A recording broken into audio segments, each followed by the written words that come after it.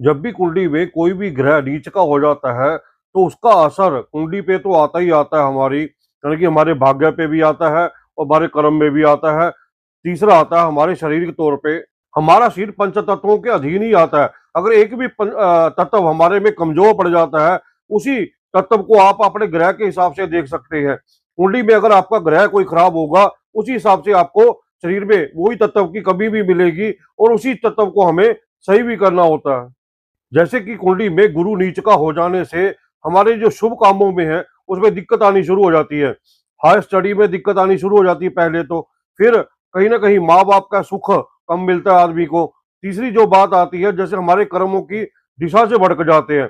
हमें ये नहीं पता लगता कि किस दिशा में हमें उन्नति मिलेगी, किस दिशा में हमें अवनति मिलेगी। तो ऐसे में कभी भी जब गुरु नीच का हो जाता है तो शादी ब्याह सुख में कहीं ना कहीं कमी आ जाती है, संतान होने में कमी आ जाती है। और शारीरिक तौर पे देखा जाए तो गुरु नीच के होने से हमारी जो वायु तत्व रोग होते हैं, जैसे हमारे जैसे छींकने से, खांसने से, या कोई गठिया जैसे रोग, एक ना सुनने की प्रॉब्लम, जैसे कोई भी ज्ञान इंद्री में हमारे में कमी आ जाती है, जैसे बोलने में कमी आ जाती है, सुनने में कमी आ जाती है, या कोई देखने में कमी आ जाती है, तो ऐसे वायु रोग में कहीं ना कहीं आदमी फंस ही जाता है।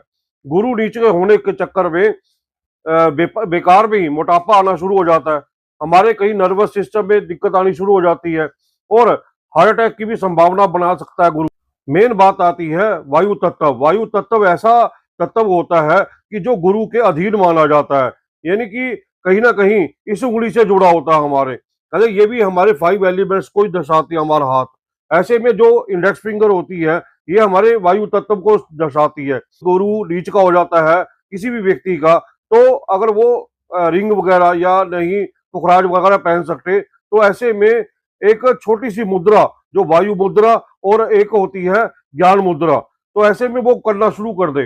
गुरु का जो तत्व माना गया है वो वायु माना गया है। ऐसे में जब वायु की कमी शरीर में हो जाती है तो कहीं ना कहीं ऐसे रोग हमारे सामने आने शुरू हो जाते हैं कि अगर वो व्यक्ति सुबह के टाइम में वायु मुद्रा और ज्ञान मुद्रा करनी शुरू कर दे, तो उसके कहीं ना कहीं उसको इतने अच्छे लाभ मिलेंगे कि जैसे उसका गुरु अपने आप ही ठीक होने लगेगा अंदर ही अंदर। तो उसको अपने आप ही एक पॉजिटिवनेस फील होगी। और अगर जातक जिसका भी गुरु नीच का हो, अगर ये मुद्रा हम किसी पीपल के पेड़ के नीचे बैठ के करते हैं तो उससे हमें ज्यादा लाभ मिलता है।